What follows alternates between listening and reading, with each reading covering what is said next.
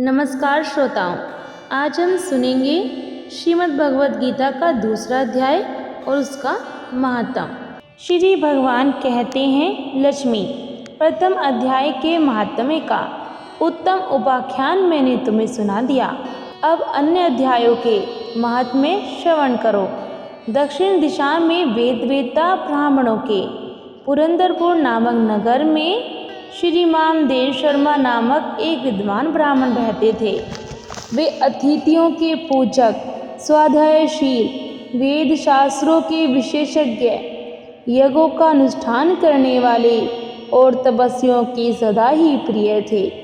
उन्होंने उत्तम द्रव्यों के द्वारा अग्नि में हवन करके दीर्घ काल तक देवताओं को तृप्त किया, किंतु उन धर्मात्मा ब्राह्मण को कभी सदा रहने वाली शांति नहीं मिली। वे परम कल्याण में तत्व का ज्ञान प्राप्त करने की इच्छा से प्रतिदिन प्रचुर सामग्रियों के द्वारा सत्य संकल्प वाले तपस्वियों की सेवा करने लगे। इस प्रकार शुभ आचरण करते हुए उन्हें बहुत समय बीत गया। तदनंतर एक दिन पृथ्वी पर उनके समक्ष एक त्यागी महात्मा प्रकट हुए। वे पूर्ण अनुभवी, आकांक्षा रहित, नासिका के अग्रभाग पर दृष्टि रखने वाले तथा शांत चित्त थे। निरंतर परमात्मा के चिंतन में संलग्न हो वे सदा आनंद विभोर रहते थे। देव शर्मा ने उन नित्य संतुष्ट तपस्वी को शुद्ध भाव से प्रणाम किया और पूछा, महात्मन, मुझे शांति में स्थिति कैसे प्राप्त होगी? तब उन आत्मज्ञानी संत ने देव शर्मा को सोपुर ग्राम के निवासी मित्रवान का, जो बकरियों का चरवाहा था, परिचय दिया और कहा, वही तुम्हें उपदेश देगा।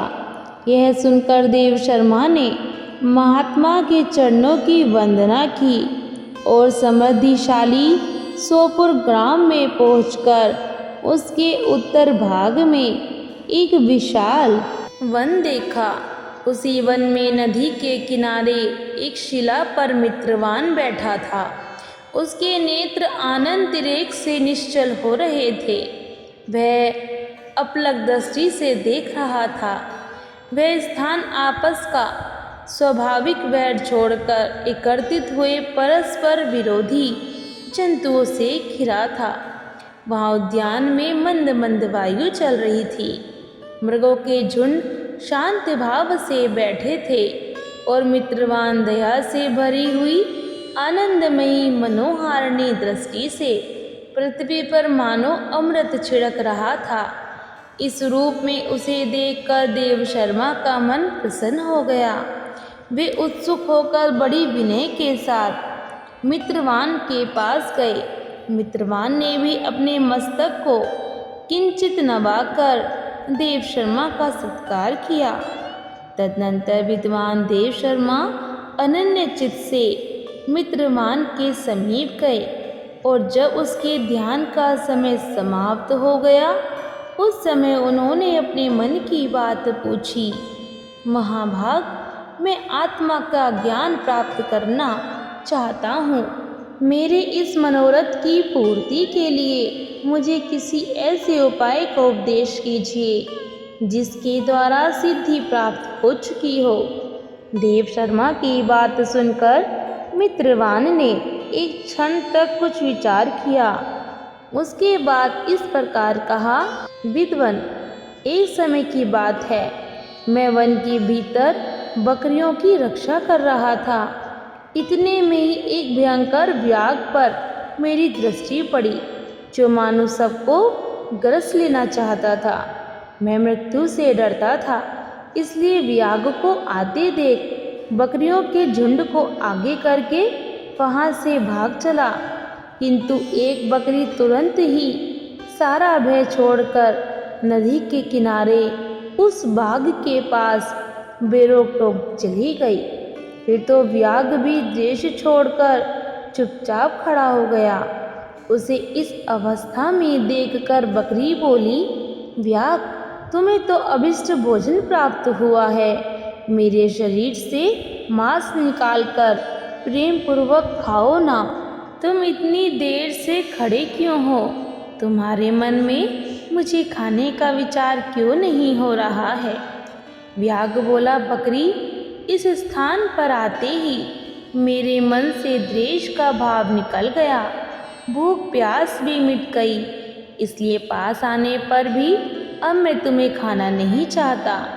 व्याघ्र के यूँ कहने पर बकरी बोली, न जाने मैं कैसे निर्भय हो गई हूँ, इसमें क्या कारण हो सकता है?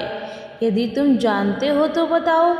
यह सुनकर व्याघ्र ने कहा, मैं भी नहीं जानता, चलो सामने खड़े हुए इन महापुरुष से पूछें। ऐसा निश्चय करके वे दोनों वहाँ से चल दिए।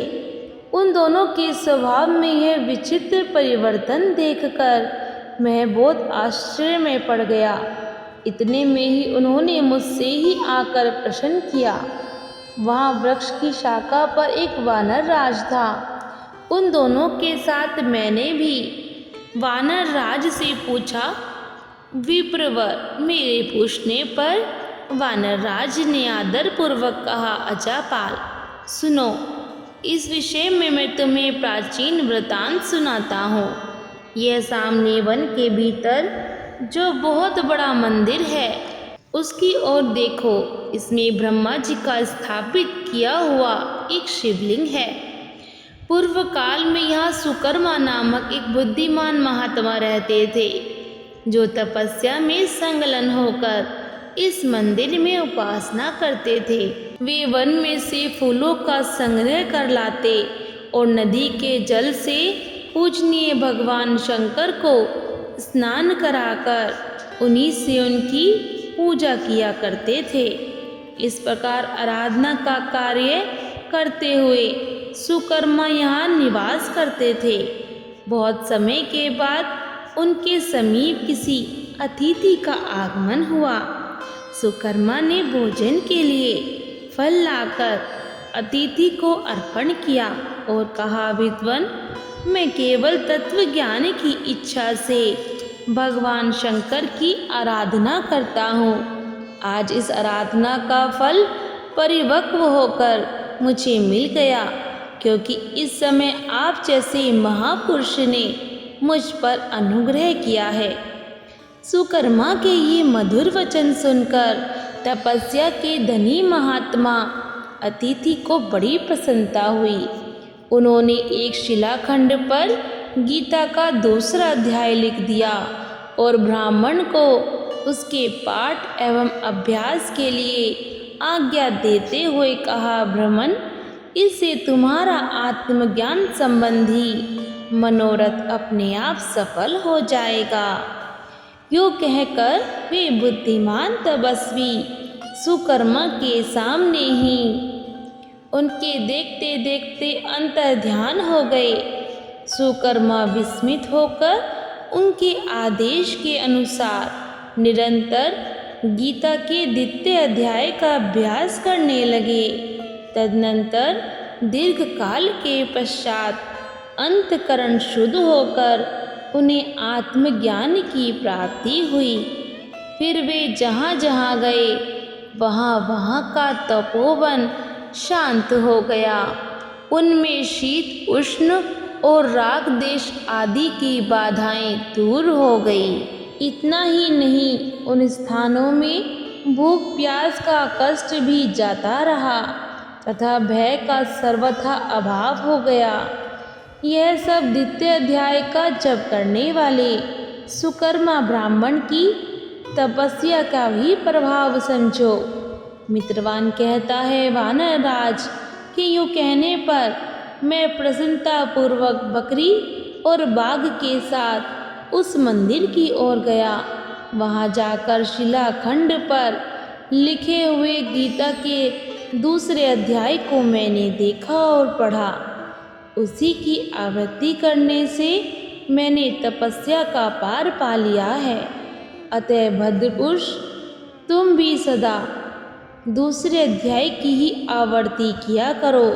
ऐसा करने पर मुक्ति तुमसे दूर नहीं रहेगी। श्री भगवान कहते हैं, प्रिय, मित्रवान के इस प्रकार आदेश देने पर देव शर्मा ने उसका पूजन किया और उसे प्रणाम करके पुरंदरपुर की राह ली। वहाँ किसी देवालय में पूर्वोक्त आत्मज्ञानी महात्मा को पाकर उन्होंने यह सारा वृतांत निवेदन किया और सबसे पहले उन्हीं से द्वितीय अध्याय को पढ़ा। उनसे उपदेश पाकर शुद्ध अंतकरण वाले सुकर्मा प्रतिदिन बड़ी श्रद्धा के साथ दूसरे अध्याय का पाठ करने लगे। तब से उन्होंने प्रशंसा के योग्य परम पद को प्राप्त कर लिया। लक्ष्मी, यह द्वितीय अध्याय का उपाख्यान कहा गया है। ओम श्री परमात्मने नमः। दूसरा अध्याय। संजय बोला कि पूर्वोक्त प्रकार से करुणा करके व्याप्त और असोच से पूर्ण तथा व्याकुल नेत्रों वाले शोकयुक्त उस अर्जुन के प्रति भगवान मधुसूदन ने यह वचन कहा। हे अर्जुन, तुमको इस विषम स्थल में यह ज्ञान किस हेतु प्राप्त हुआ? क्योंकि यह न तो श्रेष्ठ पुरुषों से आचरण किया गया है, न स्वर्ग को देने वाला है, न कीर्ति को करने वाला है। इसलिए हे अर्जुन, नपुंसकता को मत प्राप्त हो, ये तेरे योग्य नहीं है। हे परम तप, तुझ हृदय की दुर्बलता को त्याग कर युद्ध के लिए खड़ा हो। तब अर्जुन बोला कि हे मधुसूदन, मैं रणभूमि में भीष्म पितामह और द्रोणाचार्य के प्रति किस प्रकार बाणों करके युद्ध करूँगा, क्योंकि हे हरिसूदन, वे दोनों ही पूजनीय हैं। इसलिए इन महानुभाव गुरुजनों को ना मारकर इस लोक में भिक्षा का अन्न भी भोगना कल्याणकारक समझता हूँ, क्योंकि गुरुजनों को मारकर भी इस लोक में रुधिर से सने हुए अर्थ और काम रूप भोगों को ही तो भोगूंगा। और हम लोग यह भी नहीं जानते कि हमारे लिए क्या करना श्रेष्ठ है, अथवा यह भी नहीं जानते कि हम जीतेंगे या हमको वे जीतेंगे। और जिनको मारकर हम जीना भी नहीं चाहते, वे ही धृतराष्ट्र के पुत्र हमारे सामने खड़े हैं।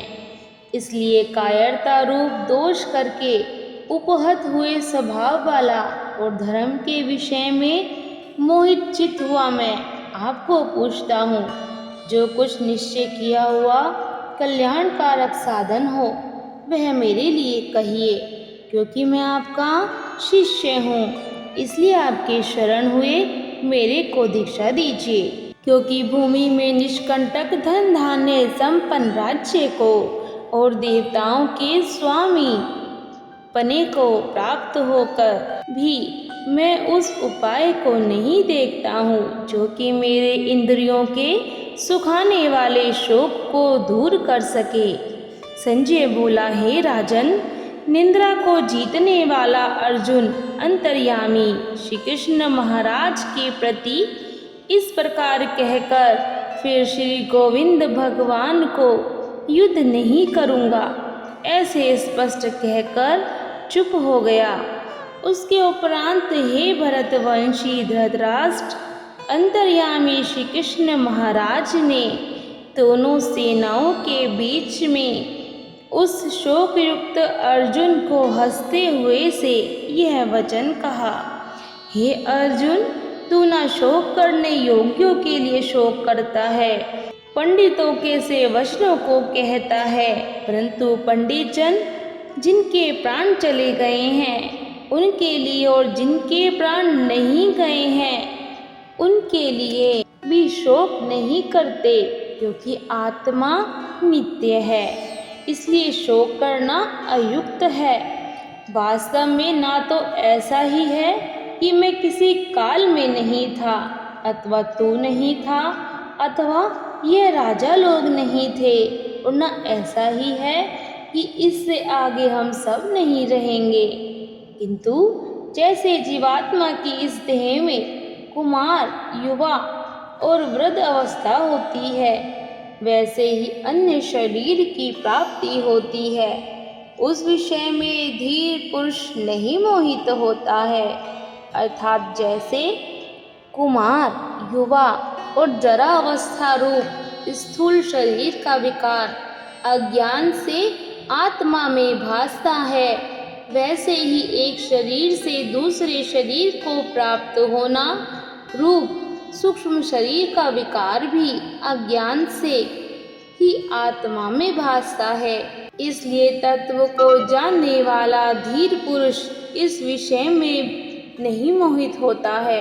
हे कुंती पुत्र, सर्दी गर्मी और सुख दुख को देने वाली इंद्रिय और विषयों के संयोग तो क्षणभंगुर और अनित्य हैं। इसलिए हे भरतवंशी अर्जुन, उनको तू सहन कर, क्योंकि हे पुरुष श्रेष्ठ, दुख सुख को समान समझने वाले जिस धीर पुरुष को यह इंद्रियों के विषय व्याकुल नहीं कर सकते, वह मोक्ष के लिए योग्य होता है। और हे अर्जुन, असत वस्तु का तो अस्तित्व नहीं है और सत्य का अभाव नहीं है। इस प्रकार इन दोनों का ही तत्व ज्ञानी पुरुषों द्वारा देखा गया है।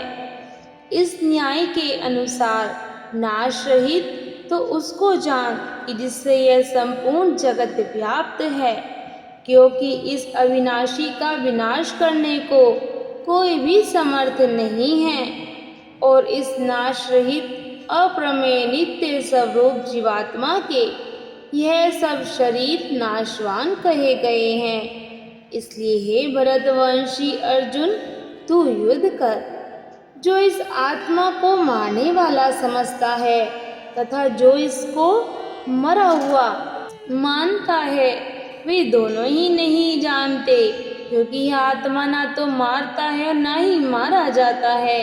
यह आत्मा किसी काल में भी नहीं जन्मता है और न मरता है, अथवा न यह आत्मा होकर के फिर होने वाला है, क्योंकि यह अजन्मा, नित्य, शाश्वत और पुरातन है। शरीर के नाश होने पर भी यह नाश नहीं होता है। हे प्रथापुत्र अर्जुन, जो पुरुष इस आत्मा को नाश रहित, नित्य, अजन्मा और अव्यय जानता है, वह पुरुष कैसे किसको मरवाता है और कैसे किसको मारता है। यदि तू कहे तो मैं तो शरीरों के वियोग का शोक करता हूँ, तो यह भी उचित नहीं है, क्योंकि जैसे मनुष्य पुराने वस्त्रों को त्याग कर दूसरे नए वस्त्रों को ग्रहण करता है, वैसे ही जीवात्मा पुराने शरीरों को त्याग कर दूसरे नए शरीरों को प्राप्त होता है। हे अर्जुन, इस आत्मा को शस्त्र आदि नहीं काट सकते हैं और इसको आग नहीं जला सकती है, न जल इसको गीला कर सकते हैं और न वायु सुखा सकती है, क्योंकि यह आत्मा अछेद है, यह आत्मा और अशोष्य है तथा यह आत्मा निसंदेह नित्य, सर्वव्यापक, अचल, स्थिर रहने वाला और सनातन है। यह आत्मा अव्यक्त अर्थात इंद्रियों का अविषय और यह आत्मा अचिंत्य अर्थात मन का अविषय और यह आत्मा विकार रहित अर्थात ना बदलने वाला कहा गया है। इसलिए हे अर्जुन, इस आत्मा को ऐसा जानकर तू शोक करने को योग्य नहीं है, अर्थात तुझे शोक करना उचित नहीं है। यदि तू इसको सदा जन्मने और सदा मरने वाला माने तो भी है अर्जुन, इस प्रकार शोक करने को योग्य नहीं है, क्योंकि ऐसा होने से तो जन्मने वाले की निश्चित मृत्यु और मरने वाले का निश्चित जन्म होना सिद्ध हुआ। इससे भी तू इस बिना उपाय वाले विषय में शोक करने को योग्य नहीं है। यह भीष्म आदिकों के शरीर माया में होने से ये नित्य है, इसलिए शरीरों के लिए भी शोक करना उचित नहीं, क्योंकि हे अर्जुन, संपूर्ण प्राणी जन्म से पहले बिना शरीर वाले और मरने के बाद भी बिना शरीर वाले ही हैं। केवल बीच में ही शरीर वाले प्रतीत होते हैं, फिर उस विषय में क्या चिंता है।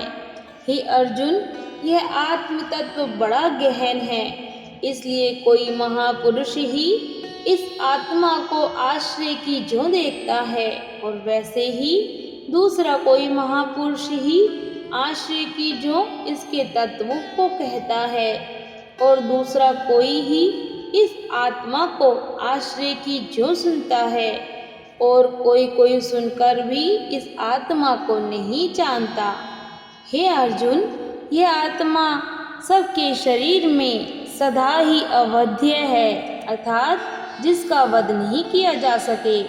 इसलिए संपूर्ण भूत प्राणियों के लिए तो शोक करने को योग्य नहीं है, और अपने धर्म को देखकर भी तो भय करने को योग्य नहीं है, क्योंकि धर्मयुक्त युद्ध से बढ़कर दूसरा कोई कल्याणकारक कर्तव्य क्षत्रिय के लिए नहीं है।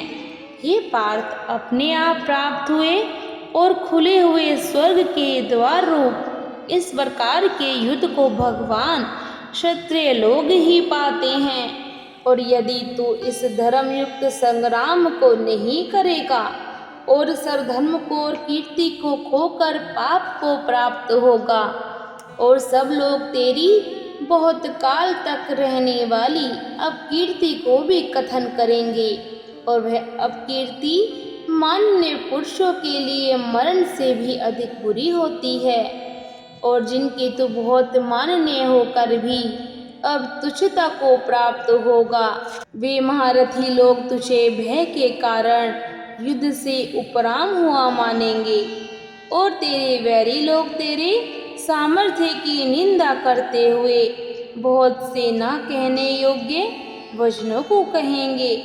फिर उससे अधिक दुख क्या होगा। इससे युद्ध करना तेरे लिए सब प्रकार से अच्छा है, क्योंकि या तो मरकर स्वर्ग को प्राप्त होगा अथवा जीतकर पृथ्वी को भोगेगा। इसलिए हे अर्जुन, युद्ध के लिए निश्चय वाला होकर खड़ा हो। यदि तुझे स्वर्ग और राज्य की इच्छा ना हो तो भी सुख दुख, लाभ हानि और जय पराजय को समान समझकर उसके उपरांत युद्ध के लिए तैयार हो। इस प्रकार युद्ध करने से तू पाप को नहीं प्राप्त होगा। हे पार्थ, यह बुद्धि तेरे लिए ज्ञान योग के विषय में कही गई है, और इसी को अब निष्काम कर्म योग के विषय में सुन कि जिस बुद्धि से युक्त हुआ तू कर्मों के बंधन को अच्छी तरह से नाश करेगा। इस निष्काम कर्म योग में आरंभ का अर्थात बीज का नाश नहीं है, और उल्टा फल रूप दोष भी नहीं होता है। इसलिए इस निष्काम कर्म योग रूप धर्म का थोड़ा भी साधन जन्म मृत्यु रूप महान भय से उद्धार कर देता है। इसलिए हे अर्जुन, इस कल्याण मार्ग में निश्चयात्मक बुद्धि एक ही है, और अज्ञानी पुरुषों की बुद्धियाँ बहुत भेदों वाली अनंत होती हैं। इसलिए हे अर्जुन, जो सकामी पुरुष केवल फलश्रुति में प्रीति रखने वाले, स्वर्ग को ही श्रेष्ठ मानने वाले, इससे बढ़कर और कुछ नहीं है, ऐसा कहने वाले हैं, वे अविवेकी जन जन्म रूप कर्म फल को देने वाली तथा भोग तथा ऐश्वर्य की प्राप्ति के लिए बहुत सी क्रियाओं के विस्तार वाली इस प्रकार की जिस दिखाऊं शोभा युक्त वाणी को कहते हैं, उस वाणी द्वारा हरे हुए चित्त वाले तथा भोग और ऐश्वर्य में आसक्ति वाले उन पुरुषों के अंतकरण में निश्चयात्मक बुद्धि नहीं होती है। हे अर्जुन, सब वे तीनों गुणों के कार्य रूप संसार को विषय करने वाले अर्थात प्रकाश करने वाले हैं। इसलिए तू असंसारी अर्थात निष्कामी और सुख दुख आदि द्वंद्वों से रहित नित्य वस्तु में स्थित तथा योग क्षेम को ना चाहने वाला और आत्मपरायण हो, क्योंकि मनुष्य का सब ओर से परिपूर्ण जलाशय के प्राप्त होने पर छोटे जलाशय में जितना प्रयोजन रहता है, अच्छी प्रकार ब्रह्मा को जानने वाले ब्राह्मण का भी सब वेदों में उतना ही प्रयोजन रहता है। अर्थात जैसे बड़ी जलाशय के प्राप्त हो जाने पर जल के लिए छोटे जलाशयों की आवश्यकता नहीं रहती, वैसे ही ब्रह्मानंद की प्राप्ति होने पर आनंद के लिए वेदों की आवश्यकता नहीं रहती। इसे तेरा कर्म करने मात्र में ही अधिकार होवे, फल में कभी नहीं। और तू कर्मों के फल की वासना वाला भी मत हो, तथा तेरी कर्म न करने में भी प्रीति न होवे। हे धनंजय, आसक्ति को त्याग कर तथा सिद्धि और असिद्धि में समान बुद्धि वाला होकर योग में स्थित हुआ कर्मों को कर। यह समत्व भाव ही योग नाम से कहा जाता है। समत्व रूप बुद्धि योग से सकाम कर्म अत्यंत तुच्छ है। इसलिए हे धनंजय, समत्व बुद्धि योग का आश्रय ग्रहण कर, क्योंकि फल की वासना वाले अत्यंत दीन है। समत्व बुद्धि युक्त पुरुष पुण्य पाप दोनों को इस लोक में ही त्याग देता है, अर्थात उनसे लिपायमान नहीं होता। इसलिए समस्त बुद्धि योग के लिए ही चेष्टा कर। यह समत्व बुद्धि रूप योग ही कर्मों में चतुरता है, अर्थात कर्म बंधन से छूटने का उपाय है। क्योंकि बुद्धि योग युक्त ज्ञानी जन कर्मों से उत्पन्न होने वाले फल को त्याग कर जन्म रूप बंधन से छूटे हुए निर्दोष अर्थात अमृतमय परम पद को प्राप्त होते हैं। हे अर्जुन, जिस काल में तेरी बुद्धि मोह रूप दलदल बिल्कुल तर जाएगी, जब तू सुनने योग्य और सुने हुए के वैराग्य को प्राप्त होगा, जब तेरी अनेक प्रकार के सिद्धांतों को सुनने से विचलित हुई बुद्धि परमात्मा के स्वरूप में अचल और स्थिर ठहर जाएगी, तब तू समत्व रूप योग को प्राप्त होगा। इस प्रकार भगवान के वचनों को सुनकर अर्जुन ने पूछा, हे केशव, समाधि में स्थिर बुद्धि वाले पुरुष का क्या लक्षण है? और स्थिर बुद्धि पुरुष कैसे बोलता है, कैसे बैठता है, कैसे चलता है? उसके उपरांत श्री कृष्ण महाराज बोले, हे अर्जुन, जिस काल में यह पुरुष मन में स्थित संपूर्ण कामनाओं को त्याग देता है, उस काल में आत्मा से ही आत्मा में संतुष्ट हुआ स्थिर बुद्धि वाला कहा जाता है, तथा दुखों की प्राप्ति में उद्रेक रहित है। मन जिसका और सुखों की प्राप्ति में दूर हो गई है, तथा स्पृहा जिसकी, तथा नष्ट हो गए हैं राग, भय और क्रोध जिसके, ऐसा मुनि स्थिर बुद्धि कहा जाता है। जो पुरुष सर्वत्र स्नेह रहित हुआ, उन शुभ तथा अशुभ वस्तुओं को प्राप्त होकर न प्रसन्न होता है और न द्वेष करता है, उसकी बुद्धि स्थिर है। और कछुआ अपने अंगों को जैसे समेट लेता है, वैसे ही यह पुरुष जब सब ओर से अपनी इंद्रियों के विषयों से समेट लेता है, तब उसकी बुद्धि स्थिर होती है। यद्यपि इंद्रियों के द्वारा विषयों को न ग्रहण करने वाले पुरुषों को भी केवल विषय तो निर्वृत्त हो जाते हैं, परंतु राग नहीं निर्वृत्त होता। और इस पुरुष का तो राग भी परमात्मा को साक्षात करके निवृत्त हो जाता है। और हे अर्जुन, जिससे कि यत्न करते हुए बुद्धिमान पुरुष के भी मन को यह प्रमथन स्वभाव वाली इंद्रियां हर लेती हैं। इसलिए मनुष्य को चाहिए कि उन संपूर्ण इंद्रियों को वश में करके समाहित चित्त हुआ मेरे प्राण स्थित होवे, क्योंकि जिस पुरुष के इंद्रियां वश में होती हैं, उसकी ही बुद्धि स्थिर होती है। हे अर्जुन, मन सहित इंद्रियों को वश में करके मेरे प्राण न होने से मन के द्वारा विषयों का चिंतन होता है और विषयों का चिंतन करने वाले पुरुष की उन विषयों में आसक्ति हो जाती है और आसक्ति से उन विषयों की कामना उत्पन्न होती है और कामना में विघ्न पड़ने से क्रोध उत्पन्न होता है।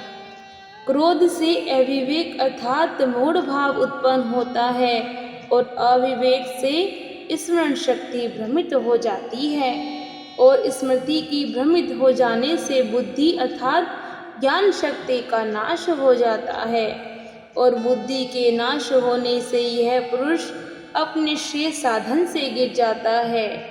परंतु स्वाधीन अंतःकरण वाला पुरुष राग देश से रहित अपने वश में की हुई इंद्रियों द्वारा विषयों को भोगता हुआ अंतःकरण की प्रसन्नता अर्थात स्वच्छंदता को प्राप्त होता है तथा स्वच्छता को प्राप्त होता है। उस निर्मलता के होने पर इसके संपूर्ण दुखों का अभाव हो जाता है और उस प्रसन्न चित्त वाले पुरुष की बुद्धि शीघ्र ही अच्छी प्रकार स्थिर हो जाती है।